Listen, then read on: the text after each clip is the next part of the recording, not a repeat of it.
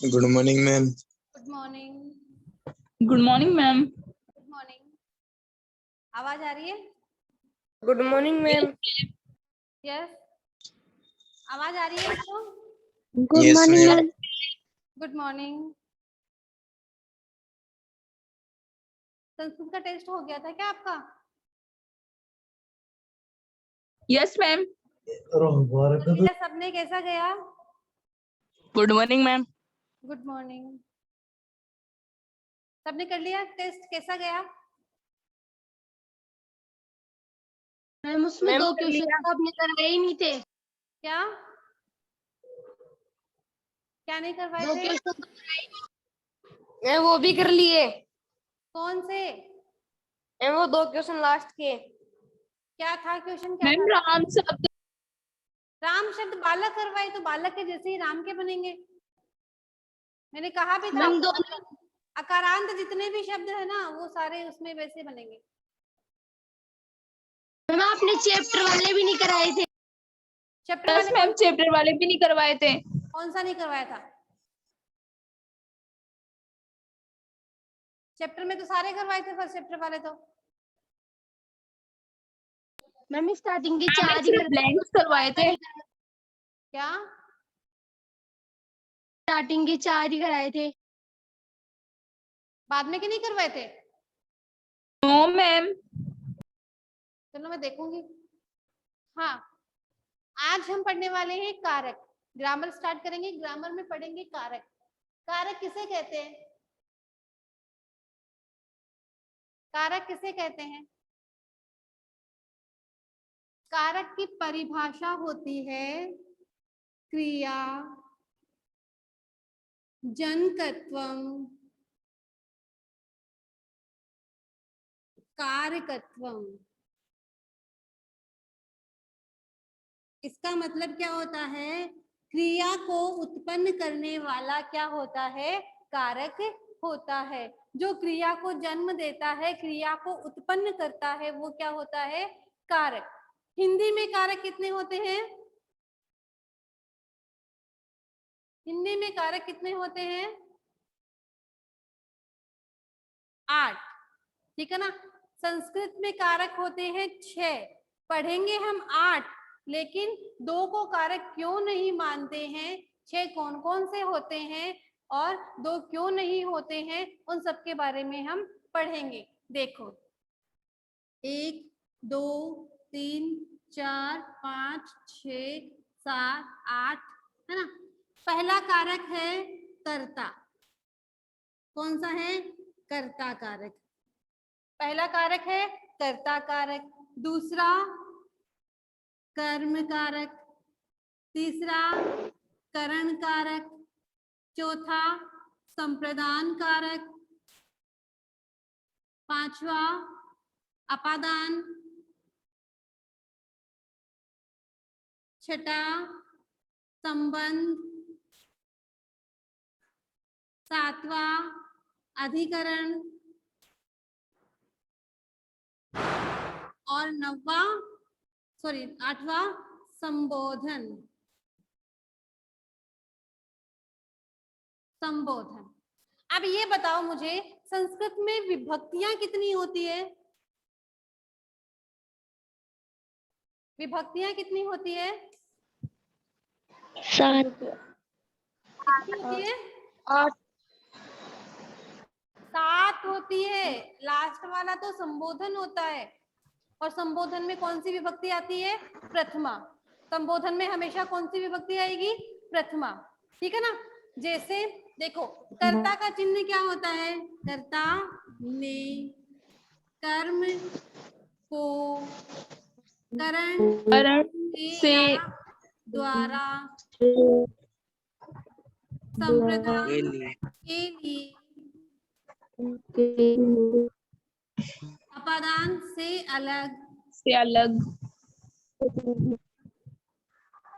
संबंध का के की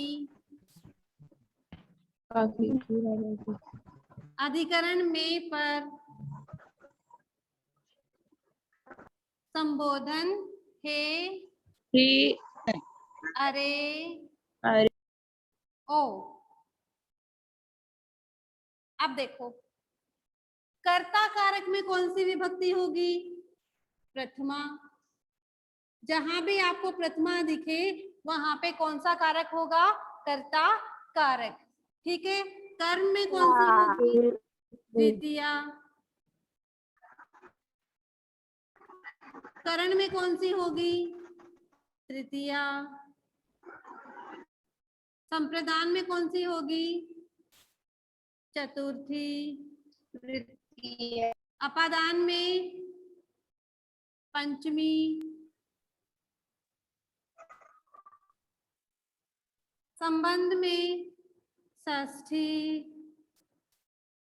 अधिकरण में सप्तमी और संबोधन में प्रथमा विभक्ति ही वापस होती है।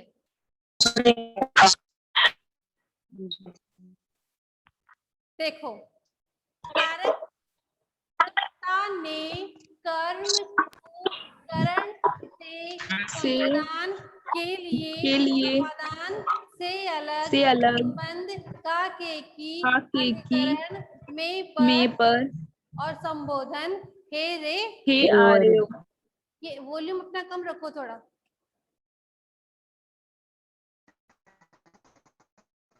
देखो कर्ता कारक में प्रथमा विभक्ति, कर्म में द्वितीया, करण में तृतीया, संप्रदान में चतुर्थी, अपादान में पंचमी, संबंध में षष्ठी, अधिकरण में सप्तमी और संबोधन में प्रथमा। अब देखो इसको तो अलग कारक इसलिए नहीं मानते क्योंकि इसमें प्रथमा विभक्ति होती है और प्रथमा विभक्ति यहाँ भी आ गई, इसलिए इसको अलग से नहीं मानते। और षष्ठी संबंध को क्यों नहीं मानते कारक? देखो इसके लिए एक उदाहरण है, दशरथस्य पुत्र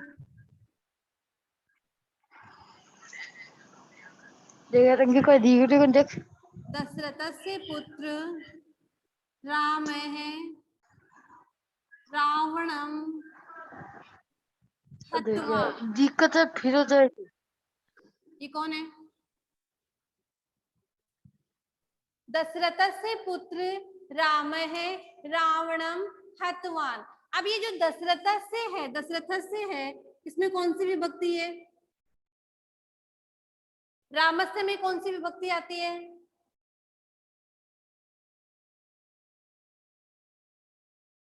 बोलो। षष्ठी। दशरथ के पुत्र राम ने रावण को मारा। अब ये जो क्रिया है, मारना क्रिया है, इसका संबंध किससे है? किसने मारा है? राम ने मारा है। किसको मारा है? रावण को मारा है। तो मारना क्रिया का संबंध इससे और इससे है। दशरथ से कोई सीधा संबंध है क्या मारना क्रिया का? नहीं मैम।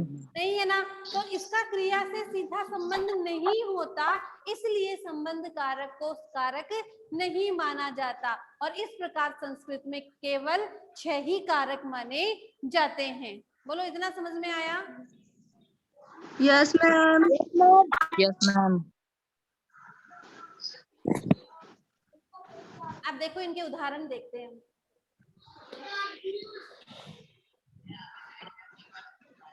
पहला है कर्ता कारक, विभक्ति है प्रथमा विभक्ति, जैसे राम है विद्यालयम गच्छति। राम है विद्यालयम गच्छति। अब आप ये जिसके पीछे से आवाज आ रही है म्यूट कर लीजिए अपने आप को। अब आप मुझे ये बताओगे कि इसमें कर्ता कारक कौन सा है? इसमें कर्ता कारक कौन सा है?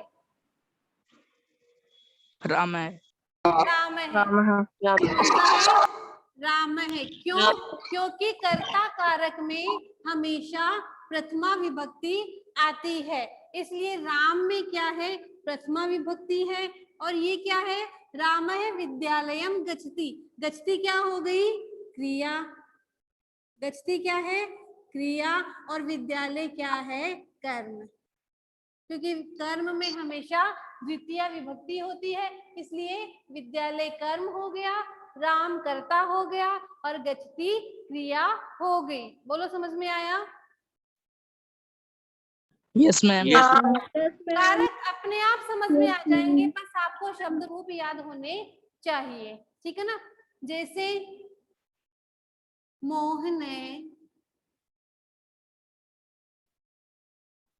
पत्रम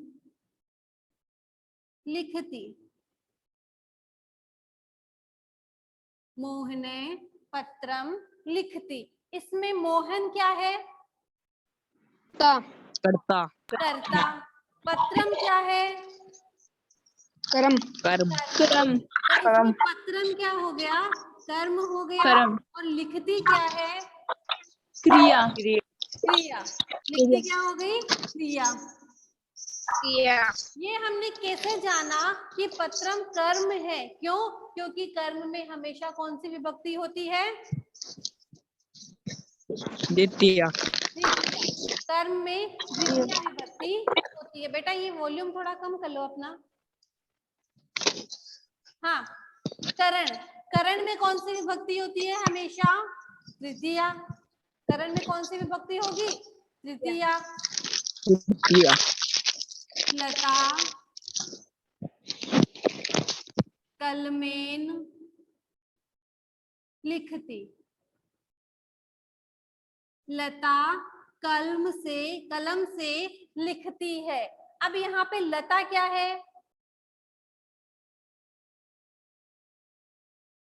लता क्या है यहाँ पे? कर्ता लता क्या हो गया? कलमेन क्या है? कर्म कर्म कर्म कैसे है? कर्म में तो द्वितीय विभक्ति होती है, जबकि कलमेन में क्या है? तृतीय विभक्ति है। और तृतीय विभक्ति किस अर्थ में होती है? से या द्वारा। तो कलम से लिखती है ना। लता किससे लिखती है? कलम से लिखती है। तो कलम क्या है इसमें? करण कारक। तो इसमें कलम में क्या है? करण है। ठीक है। करण मोहने भिक्षुकाय भोजनम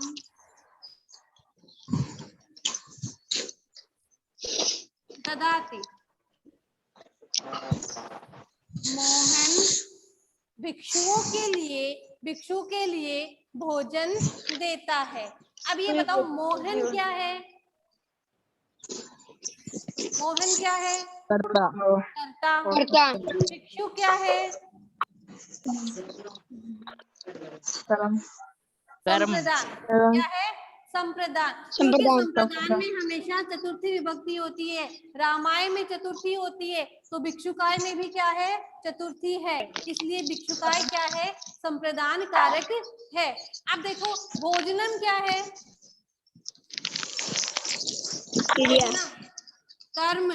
और ददाती क्या है? क्रिया है। क्योंकि हमेशा याद रखो कि किसमें कौन सी विभक्ति आती है। प्रथमा विभक्ति किसमें आएगी? कर्ता में। बेटा ये जिसकी आवाज आ रही है म्यूट हो जाओ। कर्म में द्वितीय, करण में तृतीय, संप्रदान में चतुर्थी, अपादान में पंचमी, संबंध में षष्ठी, अधिकरण में सप्तमी और संबोधन में वापस प्रथमा।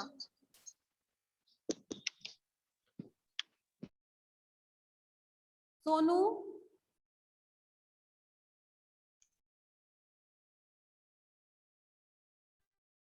अब देखो, वृक्षात पत्राणि पतन्ति। वृक्षात पत्राणि पतन्ति।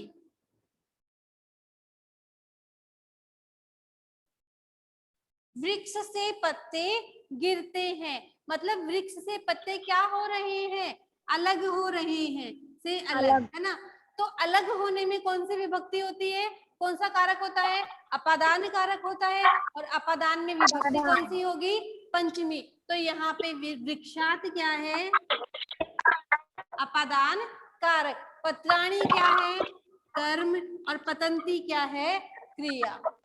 आ रहा है समझ में? Yes ma'am. मैम देखो, संबंध रामस्य मित्र मित्रम मम मित्रम अस्ति। राम का मित्र मेरा मित्र है, तो रामस्य संबंध कारक षष्ठी विभक्ति है, मित्रम मम मित्रम अस्ति। यहाँ पे अस्ति होना क्रिया है, तो किसके लिए आई है? मित्र के लिए। और मित्र का संबंध किससे है? मुझसे। तो राम का इसमें सीधा संबंध नहीं है, इसलिए षष्ठी विभक्ति संबंध कारक को कारक नहीं माना जाता। अब है अधिकरण।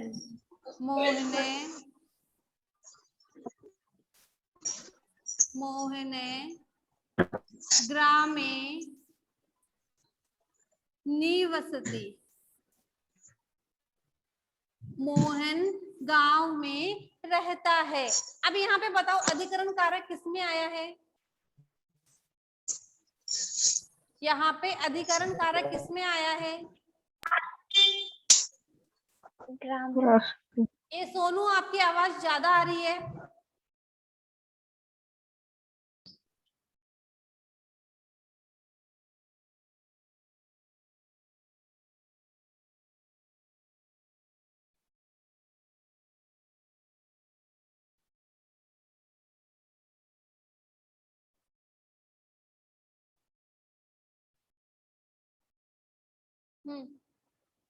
यहाँ पे अधिकरण कारक किसमें है?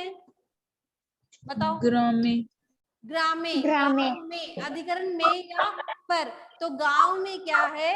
अधिकरण कारक है। मोहन क्या है? मोहन क्या है? कर्ता। कर्ता। रहना क्या है? क्रिया। क्रिया। अब देखो संबोधन। हे छात्राओं, अत्र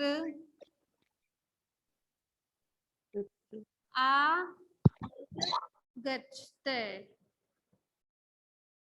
दो छात्रों को बुला रहे हैं, अरे छात्रों यहाँ आओ।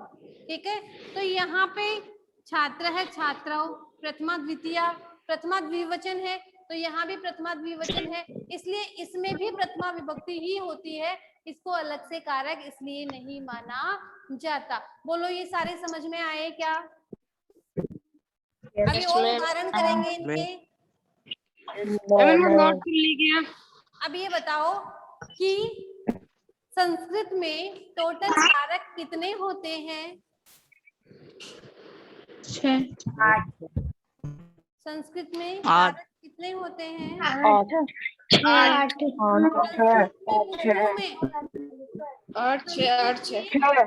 कारक होते हैं।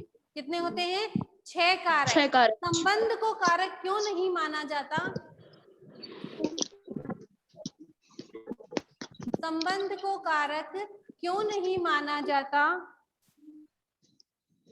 क्यों नहीं माना जाता? बोलो। इसलिए नहीं माना जाता, क्यों? क्योंकि संबंध का क्रिया से सीधा संबंध नहीं होता है। संबंध कारक का क्रिया से सीधा संबंध नहीं होता है। और संबोधन को कारक क्यों नहीं माना जाता? क्यों नहीं माना जाता? क्योंकि संबोधन में प्रथमा विभक्ति होती है। विभक्ति तो केवल 7 ही होती है ना, तो संबोधन में वापस प्रथमा आ गई, इसलिए इसको अलग से कारक नहीं माना जाता। कारक तो माना जाता है, लेकिन अलग से कारक नहीं माना जाता। और कारक कहते किसे हैं? क्रिया जनकत्वम कारकत्वम, जो क्रिया को उत्पन्न करता है, जिसका क्रिया से साक्षात सीधा संबंध होता है, वो क्या होता है? कारक होता है। जबकि संबंध में ऐसा नहीं है। संबंध में क्रिया का सीधा सीधा संबंध कर्ता से, मतलब संबंध से नहीं होता है, इसलिए इसको अलग से कारक नहीं माना जाता। समझ में आ गया इतना? इसको इसके और उदाहरण करके देखते हैं हम। मैम इसको नोट करेगा? क्या इसको नोट करना है क्या मैम? इसको मैं भेज दूंगी, आप समझ लो बस अभी यहाँ पे।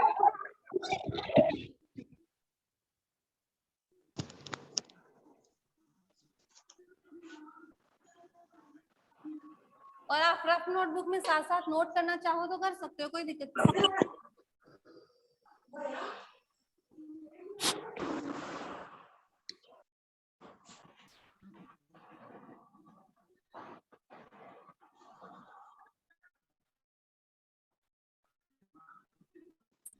अब देखो, एक शब्द है, एक वाक्य है, दशरथ से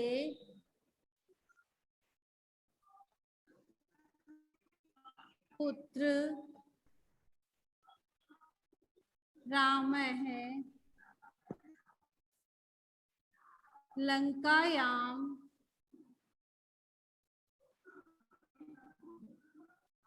बाणेन रावणम हतवान।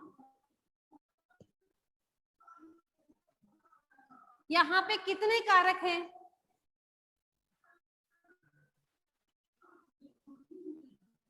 देखो, दशरथ से क्या है? संबंध, ठीक है। पुत्र क्या है? विशेषण। राम क्या है? कर्ता। लंकायाम क्या है? लंका में कौन सा कारक है?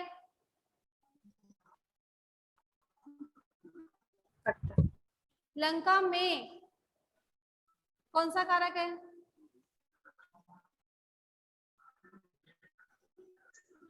अधिकरण में पर अधिकरण है, ठीक है। बाणेन, बाण से कौन सा कारक है? बाण से करण करण। करण। रावणम, रावण को कौन सा कारक है? कर्म। कर्म कारक। कर्म। हतवान क्या है? हतवान क्या है? अरे हतवान क्या है?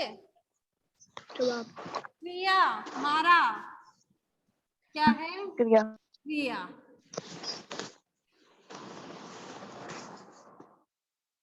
इदम पुस्तकम मम अस्ति। इसका मतलब है यह पुस्तक मेरी है। इसमें इदम क्या है? इदम क्या है?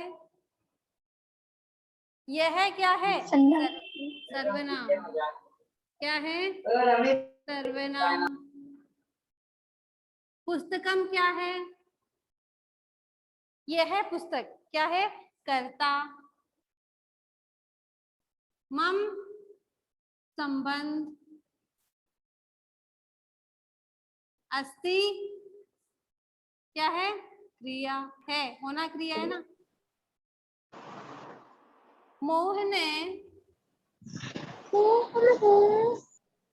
कौन है भाई ये? आदित्य। Yes ma'am.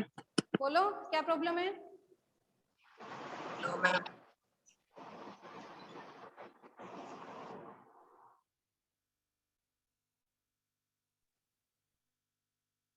मोह ने ग्रामे पत्रम लिखती।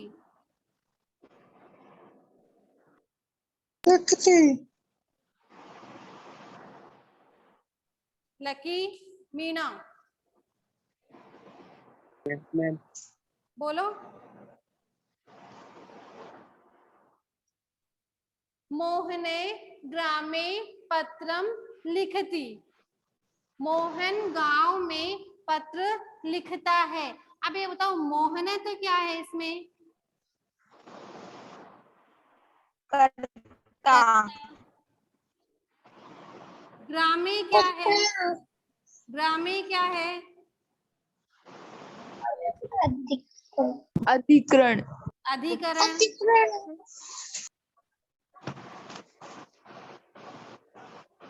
और पत्रम क्या है? संबोधन ये कौन है किया। भाई? ये कौन है? रोहित, रोहित,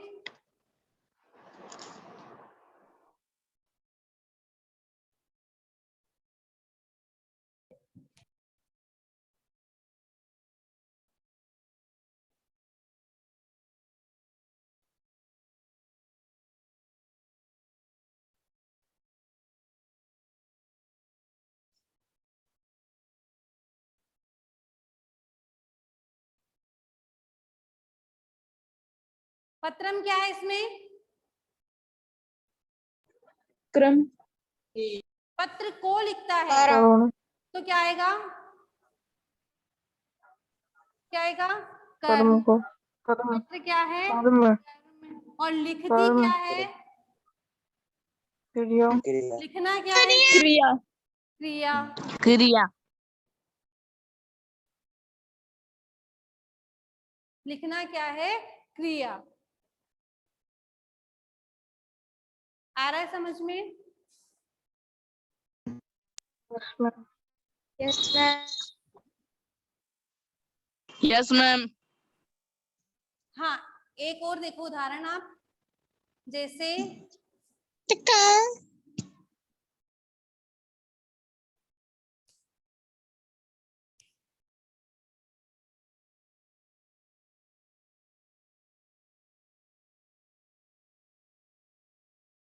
ये बाबू कौन है भाई?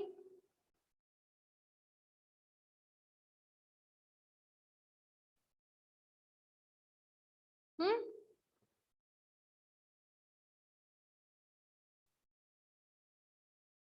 ये मैनर्स दिखा रहे हो आप अपने? ये शिक्षा दे रहे हैं आपके घर वाले आपको?